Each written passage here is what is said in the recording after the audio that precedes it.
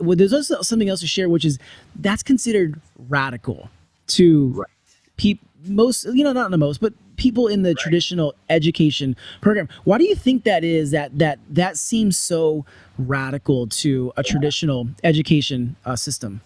Because we have been trained that this is the quote unquote alternative, right? So you and I grew up in a time where, and still that's somewhat pervasive. We grew up in a time where anything that was called alternative schools, it meant you're one step away from juvenile hall, right? You go to the alternative school so that you don't get arrested, so that you have a chance to graduate from school, right? And so Hmm. we hear alternative, and we have this kind of cultural pervasive myth on what that means. The reality is, like we've been saying at the beginning, human beings, since the dawn of time, you've learned by doing. You did something, often with a guide or a mentor, right? You were an apprentice. Maybe it was your parents, maybe it was somebody else in the village, maybe it was somebody, whatever it was. You learned through that mentor, maybe it was a coach. And then you took that skill set and you just did. And you did until you perfected your craft, and then you would pass that on, right? Like that's how we've always done it. School, as it looks now, is this 120-ish year old experiment. Hmm. That's it. It's a blip on the radar. So my argument is always, look, that is the alternative. Welcome, everybody, to the Paint Method podcast. Welcome back to those of you who have been along with us on this journey. I believe this is episode 14. When I started this podcast, I really wanted to just give a new voice to this method about how we discover where we are, how we create where we go next, and knowing that we are on this journey. And I hope that the guests along the way have been able to share insights from their journey. Hopefully, I've been able to share some from mine. And so I hope you're enjoying it. If you're watching this on YouTube, be sure to just subscribe or like this. It's the best way to support these podcasts.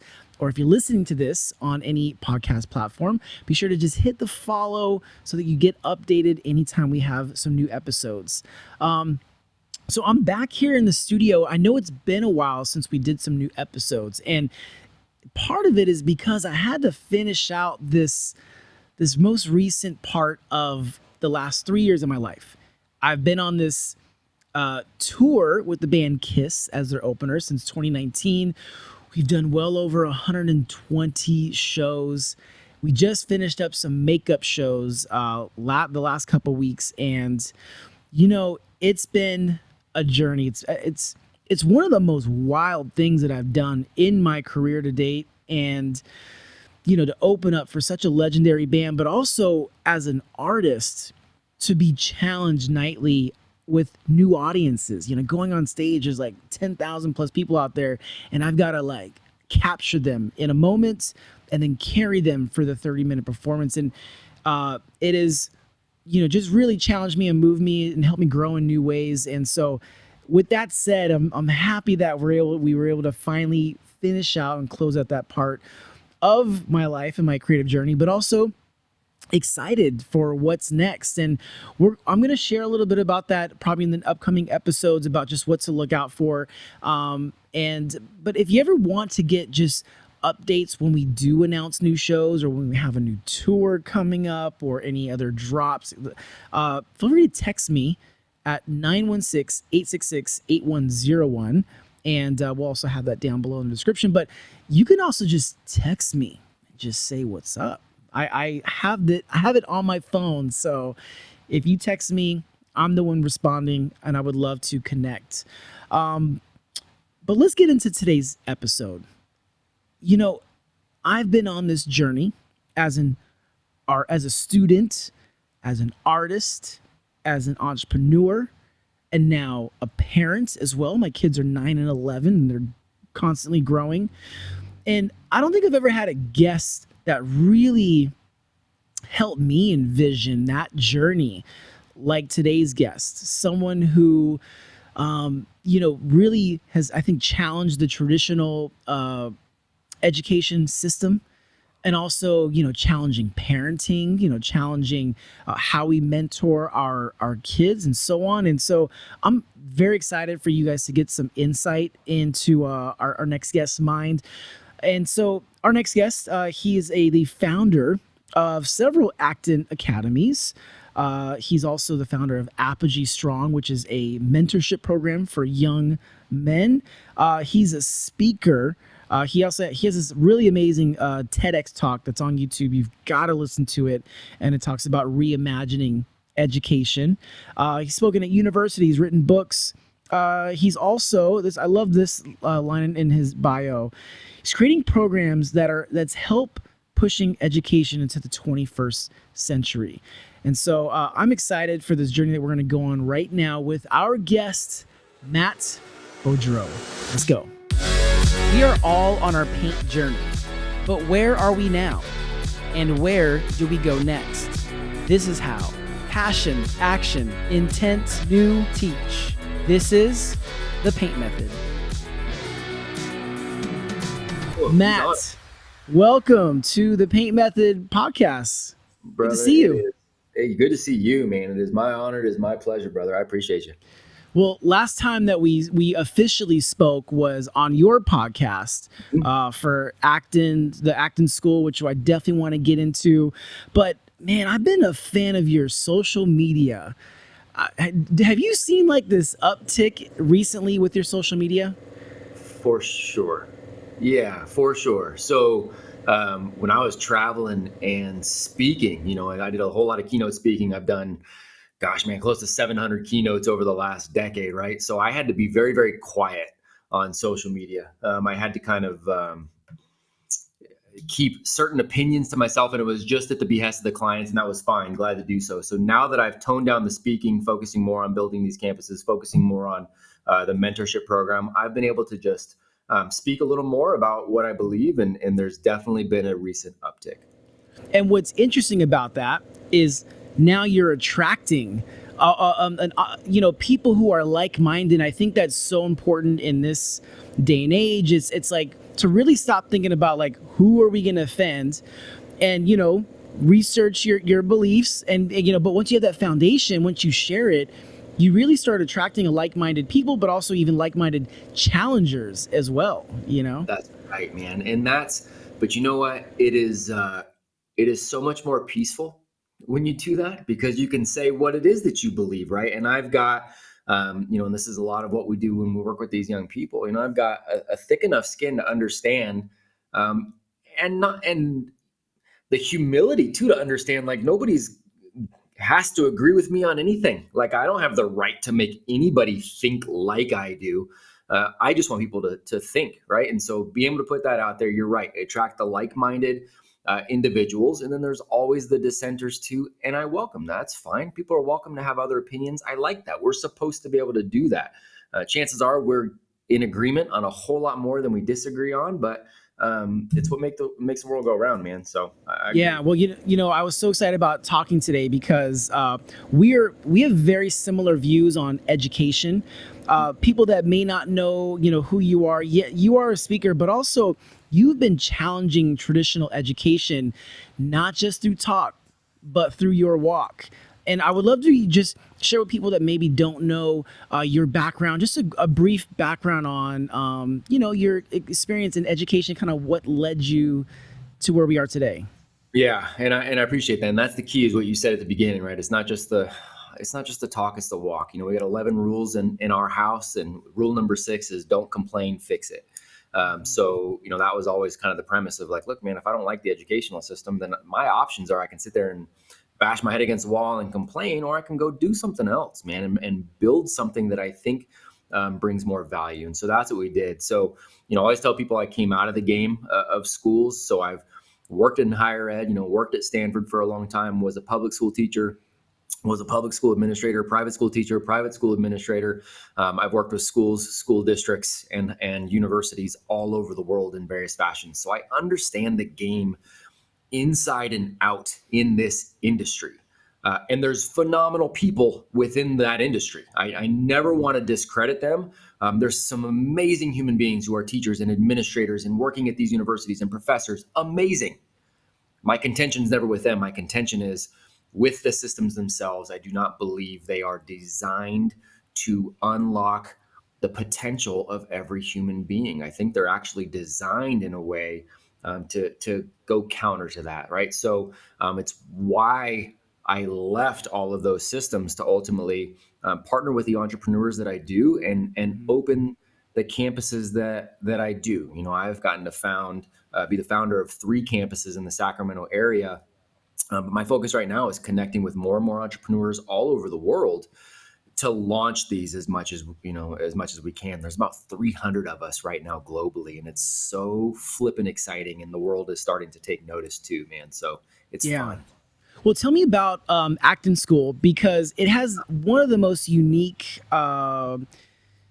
just I guess the way that it approaches education, and it, Yeah. it makes sense why you're partnering with entrepreneurs, because if you're an entrepreneur, you have just put something out into the world, you've taken the risk, you've learned a lot of hard lessons along the way, and you realize that this is one of the best ways of learning, which is hands-on experience. At a certain point, there's obviously foundational things about character and discipline, but then doing the work has a lot to do with throwing yourself in. But share a little bit about Acton and the principles that was based on. Dude, you're so right. And I mean, you hit the nail on the head with a lot of it right there, is that you actually learn by doing. And by the way, that's how all of humanity has always worked. Right. And so even that development of what you said, the character and the discipline, those things are developed through action. And so what I tell people is there's a difference between schooling and education. Schools are very good at the process of schooling an individual. It is something that is done to the people. What Acton is it flips it on its head, and it's about education. Education is something that needs to be grasped. It is something that needs to be pursued. It is something that does not end. There is no checklist that you go through and go, did it, educated. Like, that doesn't work, right? It's a mindset, and it's this consistent pursuit of growth. So what Acton does is we talk about the hero's journey incessantly. You're always on this hero's journey. And so we take an approach where we want to empower the young people as early and as quickly as possible to establish their own individual goals. So from an academic standpoint, they're establishing their own goals. You're not going to be stagnant. You're going to push yourself forward, but we're not going to pretend like there is this timeline that matters when we don't see that map out to anything else in real life. I always tell people, well, hey, I'm 42. If you're 42, you better be equally as smart as I am, make the same amount of money. We better, right? That doesn't work. Yeah. How life works. So it doesn't work like that for kids either. So they take their own, individual academic goals. They collaborate together on real world projects that have deadlines associated with those, and have public exhibitions of their work that are associated with those. And they take on massive amounts of responsibility. So they have jobs on campus. From 5 years old to 18 years old. They've got jobs Yeah. on campus that they are responsible for. And outcomes that they're responsible for. They're responsible for not just maintaining their own character, but for maintaining systems that keep everybody else's character in check too, right? It's like this microcosm of how the world actually works.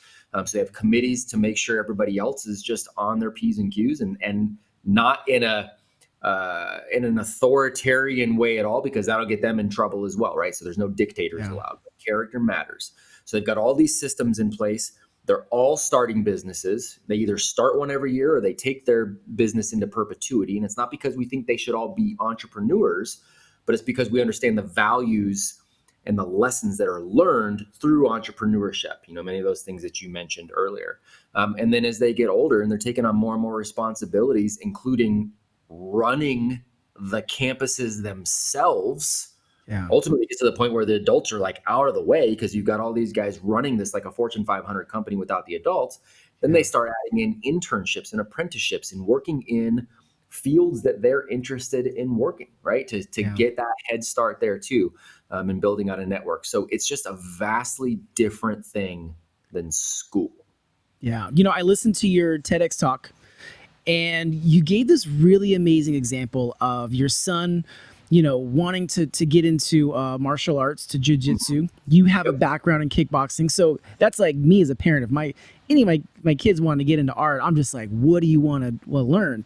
But Right. you gave this really amazing example of, okay, you want to learn jujitsu? I could, give you multiple choice questions and just you gave a bunch of other kind of tongue-in-cheek examples of comparing it to traditional education and how we Yep. teach and test our kids. Or what you did is, let's go do jujitsu. Let's go enter the class and do it and see what it feels Right. like. And it just hit me so much that that way of thinking. And well, there's also something else to share, which is that's considered radical to Right. people, most, not the most, but people in the Right. traditional education program. Why do you think that is, that seems so radical to a traditional education system?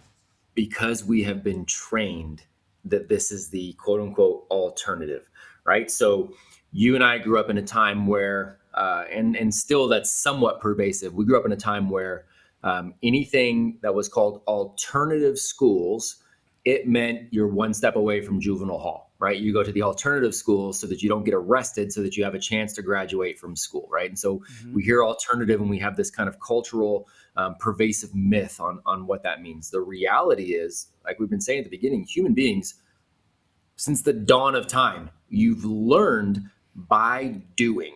You did something, often with a guide or a mentor, right? You were an apprentice. Maybe it was your parents, maybe it was somebody else in the village, maybe it was somebody, whatever it was. You learned through that mentor, maybe it was a coach. And then you took that skill set and you just did.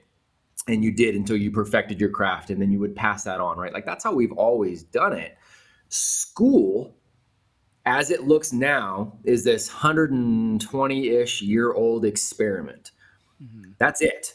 It's a blip on the radar. So my argument is always, look, that is the alternative because it doesn't compare to how we've always done things. The problem is none of us are 120 years old. That means we all grew up. Everybody that's going on, we all grew up during this time when this was a thing.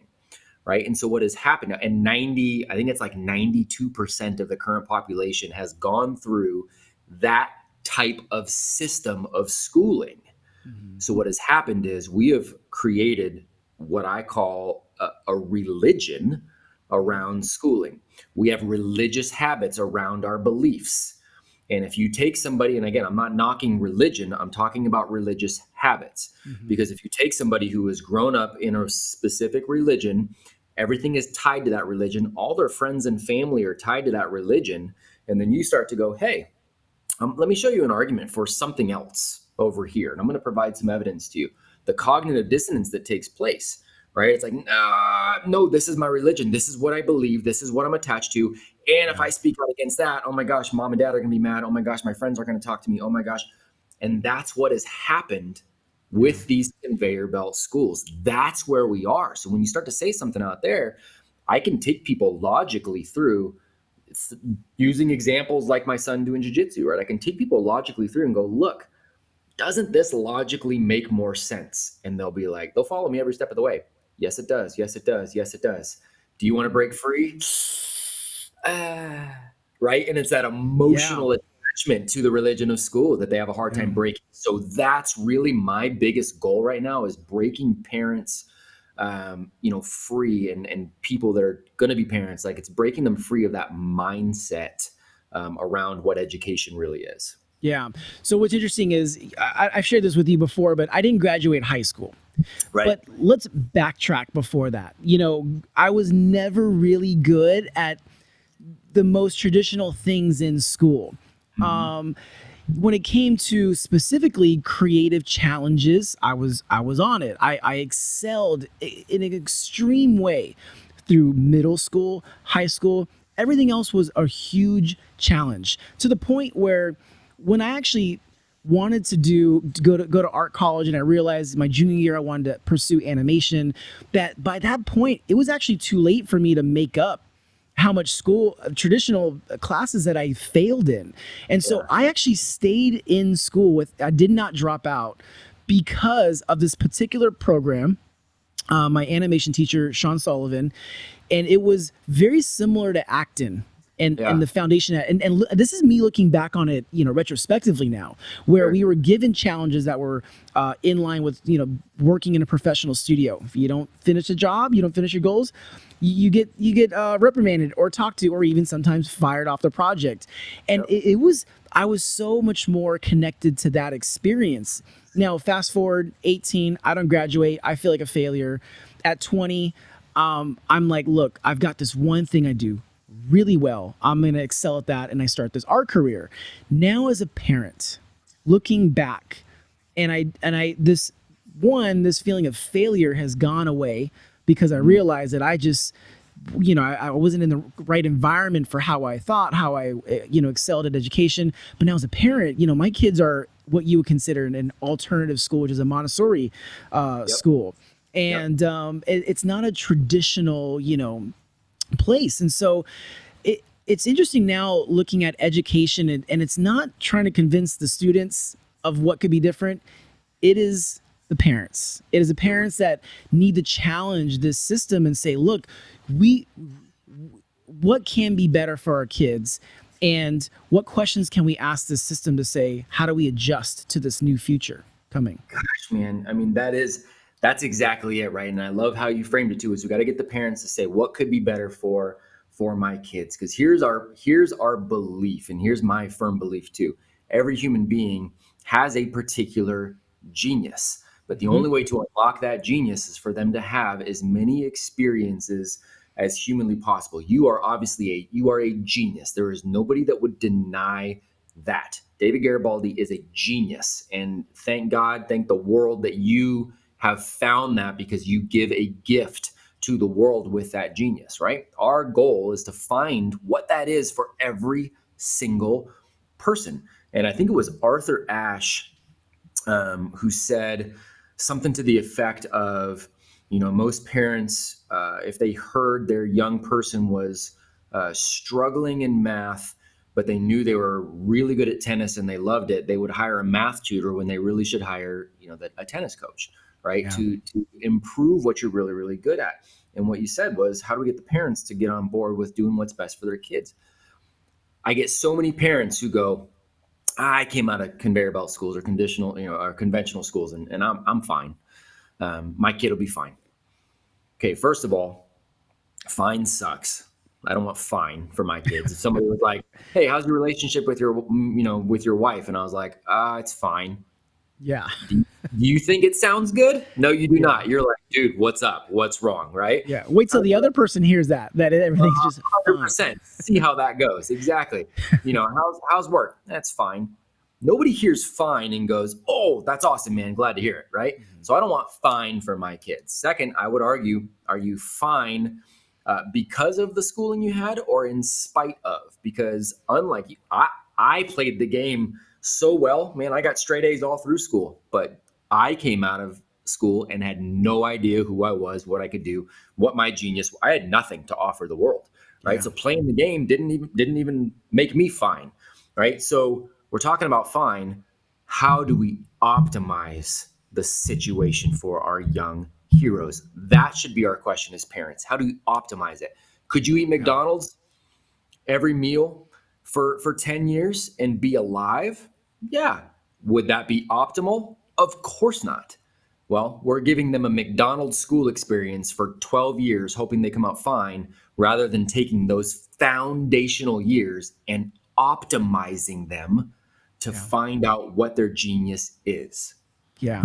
And that moment of finding out what your genius is I would not be sitting here if I didn't have that moment that was paired with how I'm wired, and then these Mhm. experiences that were put in front of me. I mean, thank you to the Elk Grove school system for having these visual and performing arts programs. And so I would say that there are some schools that are getting it right to introduce these programs, and from FFA, Future Farmers America, to shop classes, Yep. and even more like specific like coding classes, not just a computer literacy. Like, let's get Right. to the nitty gritty of it, and it's pairing those, the how Yep. you're wired, and then these experiences to try it out. And Yeah. and I think that's the true challenge is saying, okay, what can we do? Since this is the system that's here, what can we, or, there's the alternative, which is supporting schools that are offering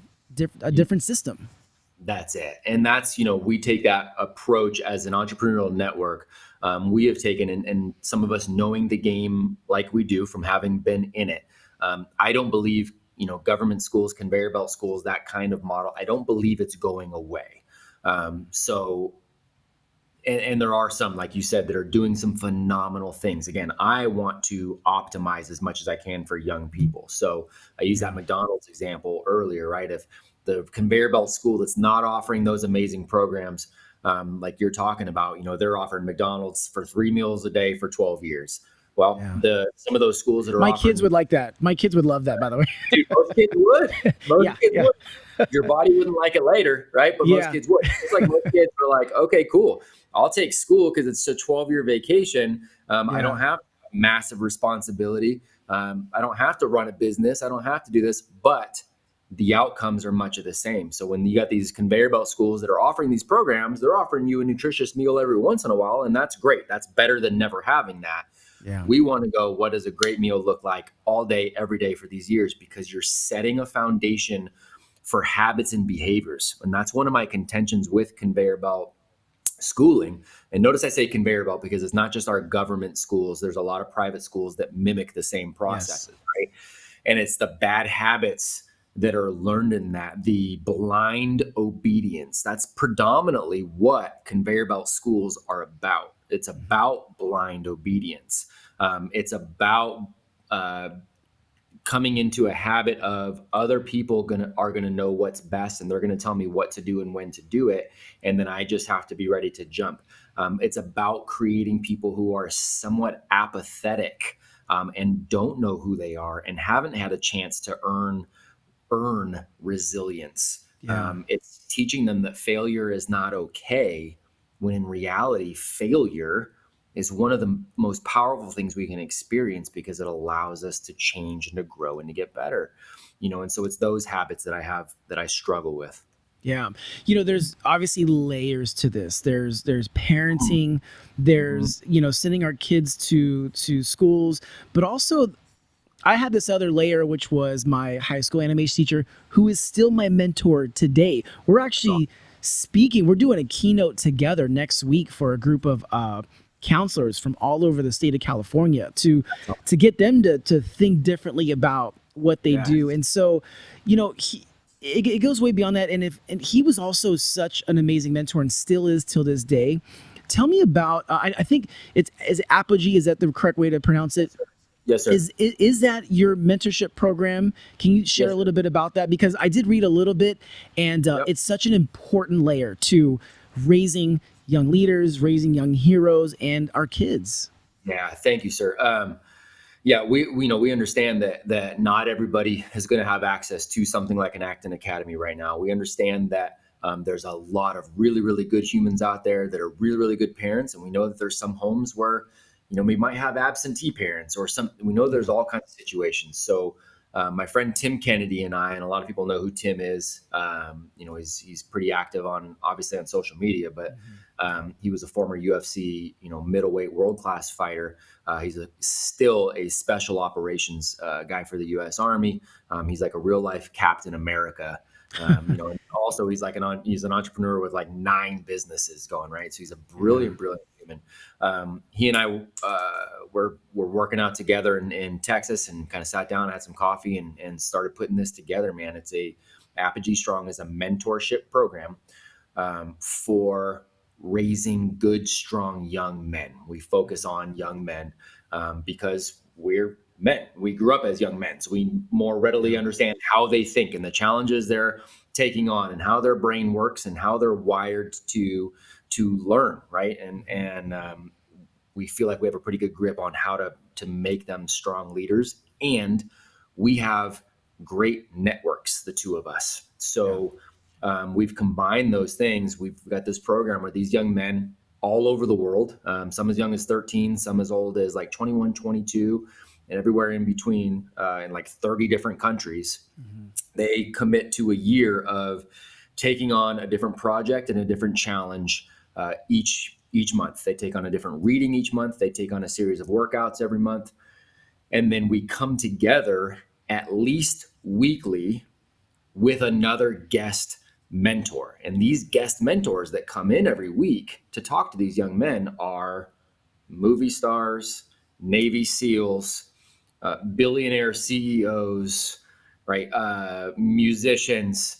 It's literally the best of the best of the best. The qualification is you've got to be a good man who's leading by example and Yeah. actually doing some things in the world. These guys come in and pour into these young guys every single week. So the transformations for these young men over the course of a year, if they will pour into what's going on, are absolutely astounding. And now we have graduates of the program who are staying with us. They're staying involved in all of the mentorship calls and all of that, but they're also running their own accountability calls for other young men. So I got 15 and 16-year-olds that are leading weekly leadership accountability calls for other 13, 14, 15, Wow. 16-year-olds all over the world. And it's amazing. And so we're creating a movement around that. I'm heading out to Texas next week to meet with Tim, and we're going to add a component for dads and for guys who want to, are older, who want to be the mentors and some boots on the ground. But it's one of the most joyful things I've ever had a pleasure to be a part of. Yeah. Did you have mentors growing up, or in the form of coaches? Because I know you're an athlete, martial arts. What were your mentors like growing up? Yeah, the mentors growing up were predominantly coaches. My dad was around, but he was a rougher guy and into some rough stuff, and his friends were rough guys into rough stuff. So I'm not going to say I didn't learn anything positive from them, because I did. Yeah. I also learned some things of what I didn't want to do as a man, Yeah. which is beneficial. I learned how to not be a parent Yeah. to some extent too, right? So I'm thankful. I'm very, very thankful for those opportunities. But most of my mentors were coaches. Dennis Alexio, he got himself into some trouble as well, but he was a solid mentor to me as a young man. As he was a world champion kickboxer at the time, and then got into a relationship with the Shamrock brothers too. With, if anybody's mixed martial arts fans, they'll remember Ken Shamrock, Frank Shamrock. Oh yeah. Both of those guys were mentors to me as well, especially Frank. So coaches and I had a football coach as well, that really taught me a lot about, not as much about football, it was just more about life and being a good human being, so I Yeah. definitely credit coaches for a lot of that. And were you pursuing sports as a career path, and then it shifted to education, or what was the shift like between, let's just say, sports in high school to, your college years? Yeah, what's funny, man, is so the mixed martial arts thing. I grew up kickboxing because I was an aggressive kid and I enjoyed fighting. And then I was in college and I saw these guys grapple. This was like the early days of the UFC, and I saw these guys grappling, and I'm like, what are they doing? I'm like, I'm gonna go in there and see if I can work out with these guys and show them what's up. Right? I went in there and just got my ass kicked, and I'm like, I've got to learn more about this. Like, what is it that you guys are doing? And they're the ones that introduced me to mixed martial arts. And so, I did like 9 fights, amateur fights, and then was offered to go try out for Ken's IFL team, if anybody remembers that league that was coming up. But that's when I really shut that down. So there was never a pursuit there, but the journey is interesting, man. I came out of college and had a job offer at the White House, which most Wow. people don't necessarily know. So Yeah. my senior year, I'd gone through the process of applying for the Secret Service. Okay. And so I got that offered to me 2 months before graduation, and said, look, you're going to move out to DC and you're going to be uniform division, Secret Service. All you got to do is just finish college, graduate in May, and then pack your stuff. You're moving out. Yeah. And it was a Secret Service agent who then talked me out of taking that position. Wow. Uh, Are you able so to share like a bullet points of why they didn't want you to commit to that? Yeah, for sure. I mean, it was essentially an integrity thing. What he said was, Mm, he didn't say, don't do it, don't do it. He just said, look, I think you're a good human being and you will have to sacrifice some of your integrity for this job. You yeah. will have to say things that are not true. You have to do some things that you might not agree with. You're going to see some things I know you won't agree with because I know you well enough. And you're going to sacrifice your integrity. I just want you to be aware you're stepping into a world that you don't fully get what you're stepping into. Yeah. So that was kind of this is a 3-hour conversation, so it was a little more in Yeah. depth. And to But some people, their ears are like perking up, like, "Ooh, I like this. I like this secret life." But yeah, it struck you. It struck you a different way. it for sure, because I respect him, and he's an integrous guy, and I could see on his face he was broken. Mm, He's like, "Look, man, I'm only in this because I've been in it so long, and I need to get out and retire, and I've got all this kind of locked up in here." But I would go back. If I could go back 100 times, 100 times, I would choose something different, yeah. um, because of the integrity. Not that it wasn't fun; it's the integrity. He's like, I feel like I live a lie, and that was enough for me to not want to do it. That said, cool, man, now I graduate and I have no job, right? So, Then there's um, that. and then there's that. Exactly. So Yeah. I'm like, all right, cool, man, grad school, and I do grad school and I have no job, so it was actually kind of, I ended up working at Abercrombie and Fitch because that was like Me the first too. job. Did I was you? I was not the guy with the abs and no shirt, but I was stocking shelves at it was one of my micro jobs before art. Yeah. Oh, And I had wait, hair. which one? In Arden Fair in Sacramento. Two. Oh, no Yeah. way. Yeah, man. You may have You worked with some of the same folks. probably I got fired, I'm sure. But That's awesome. yeah. That's funny, man. Yeah, so I worked at Arden and Roseville and some of the Bay Area Uh-huh. stores. Thankful for it though, because that's actually where I met my wife. Yeah. And so it was working there and just trying to do the best job I could there. I ended up being recruited by Mark Mastrov. I had no idea who he was, but ended up being recruited by him to go work for 24 Hour Fitness. Okay. Worked there for a while, again, doing the best job I could, got recruited by somebody who was going to 24 Hour Fitness who worked at Stanford University. And that's what got me back into kind of the game of education and seeing it Yeah. at that. That's when it kind of took off. It's always interesting, these shifts. So like I had this shift where I lost my car. I don't lose it. They took it, got repossessed.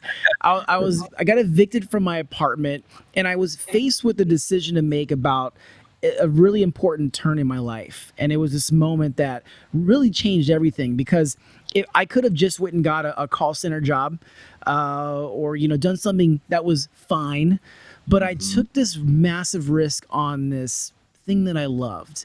And I also saw that I wasn't going to be happy not trying it. So for you, what was your shifting moment where you're in the education space, Yep. you saw things could be different, and you just started, like, this is a moment I need to take a risk.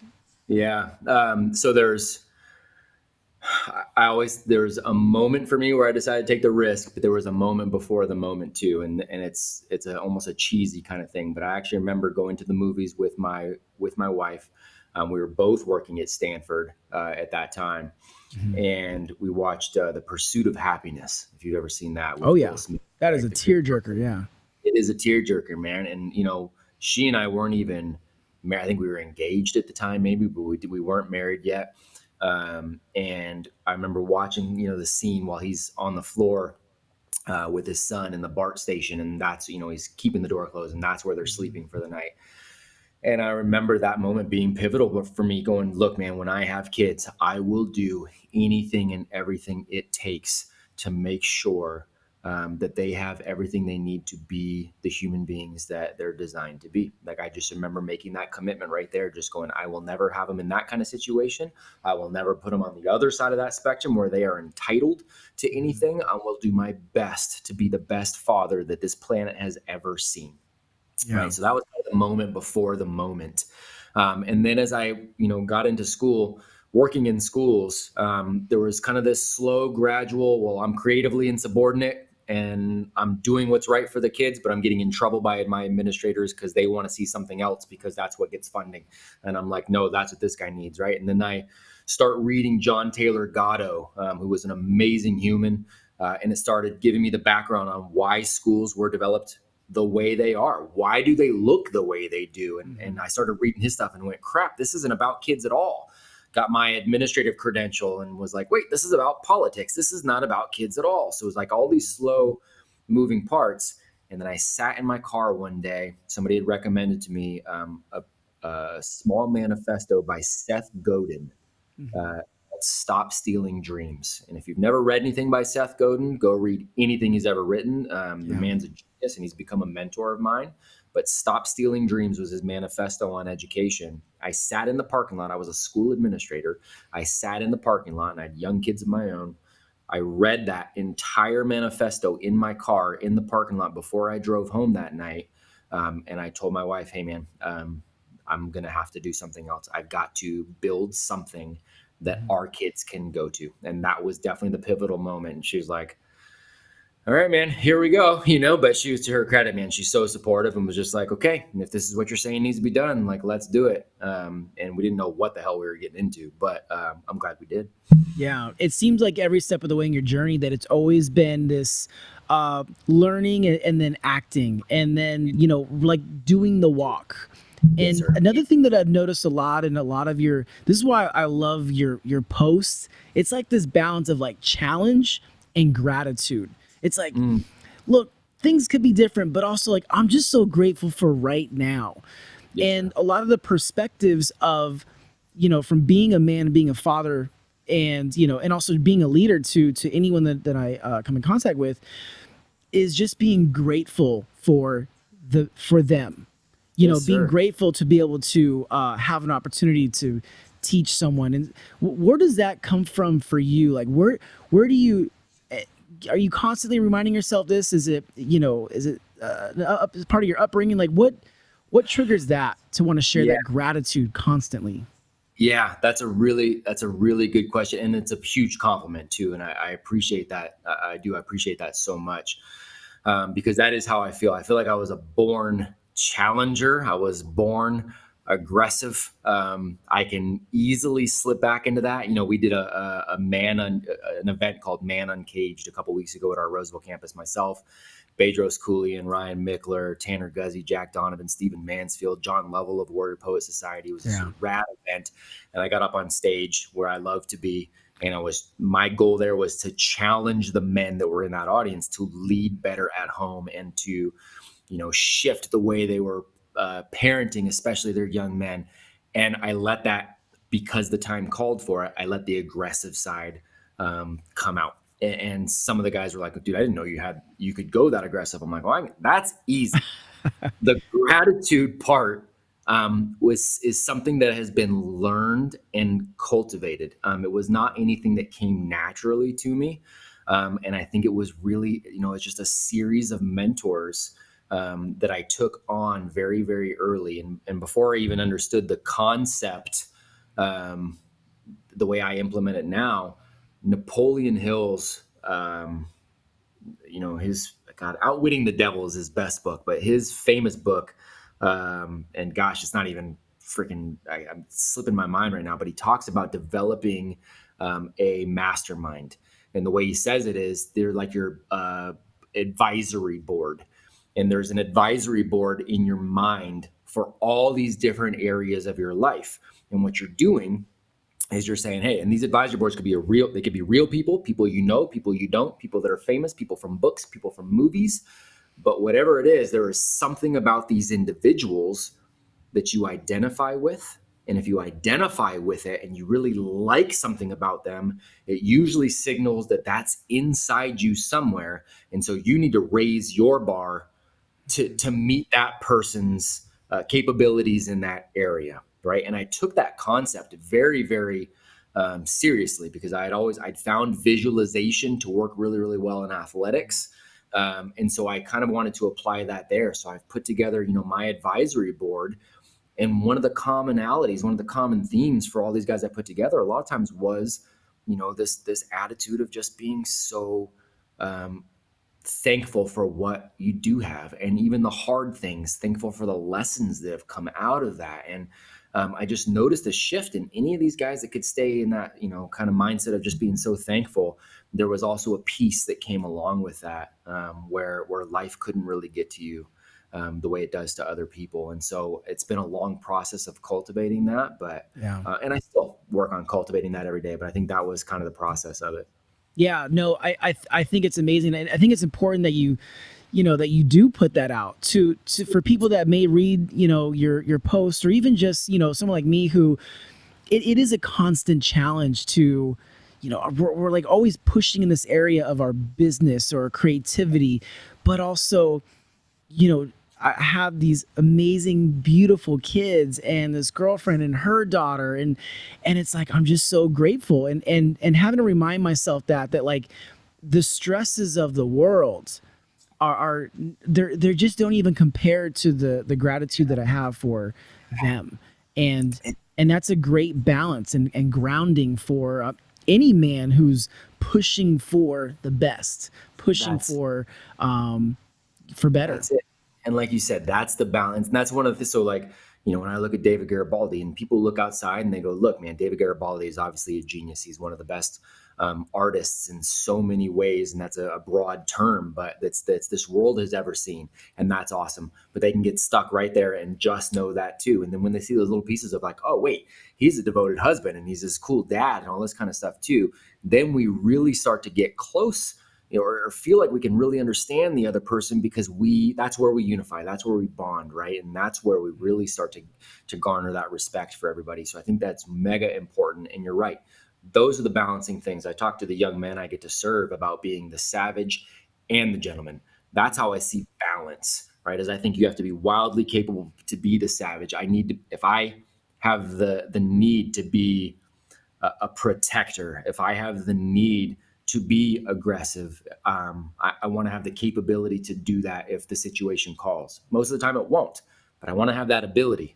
The more I can have that ability over here, and then the more I can live my life over here in peace and in gratitude and in service to others, that giant chasm between my capabilities to me is the amount of impact I get to provide to the world. If I can only go capability, wise one way or the other, my range is smaller and I can't impact the world as much. So a balance to me for a man is being able to be wildly capable on all different areas of the spectrum, and it just allows you to be so much more impactful. That's the Yeah. balance. Matt, you've shared nothing but just gems with us. Again, this balance of challenging and having gratitude.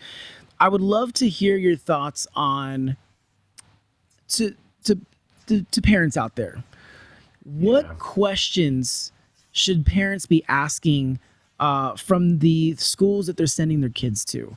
And Mm. that's if they have an opportunity to talk to a counselor, maybe directly to the teacher, or anyone that is involved in helping create a better learning environment. What are the questions that us parents should be asking?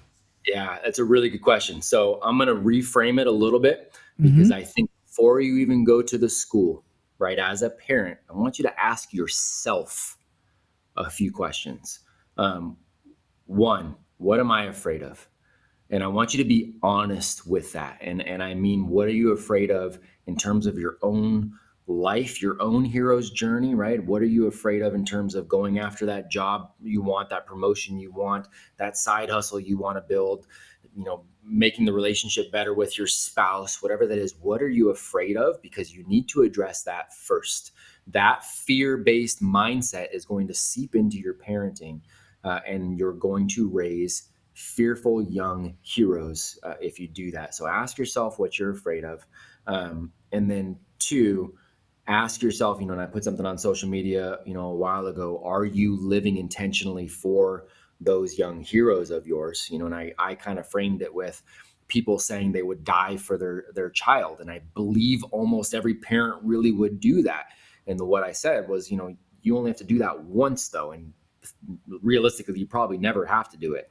You're alive right now. Will you live for them every single day? So ask yourself that question. Am I being intentional about being the best parent that I can be, being as present as I possibly can be?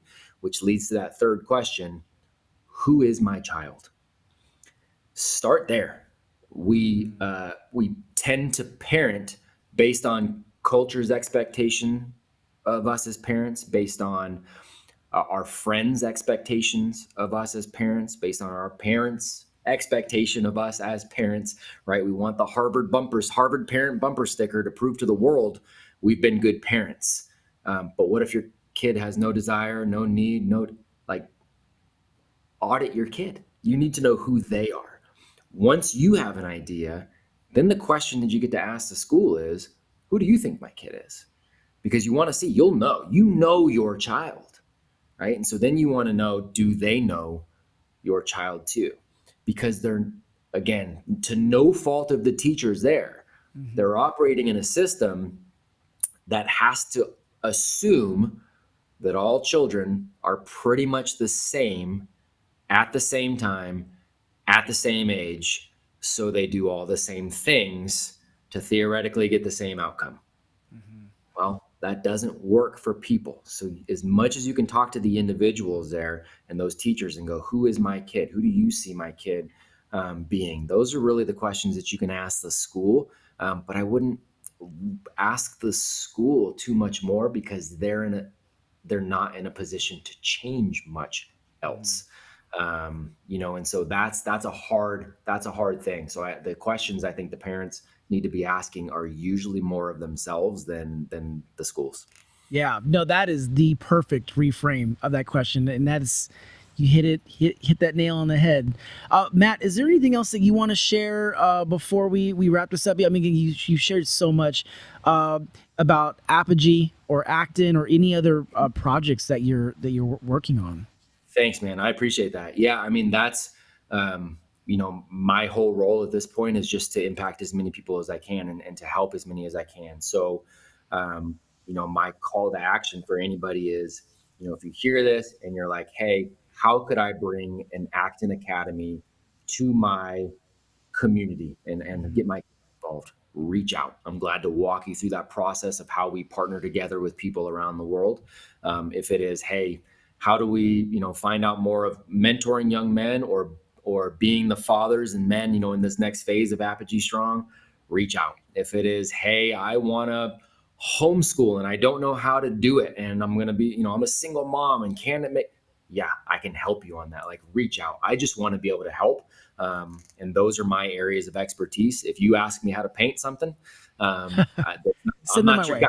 Right? Go to Dave, right? That's exactly right. So, that's right. Exactly, man. So I know where my zone of influence is, and it's there. So if I can help people in any of those things, I'm here for it. Yeah, well, we've definitely covered so much about the paint method. So I don't know if I've really shared this with you, but we started this to really help people discover where they are on their journey, and also what to create next.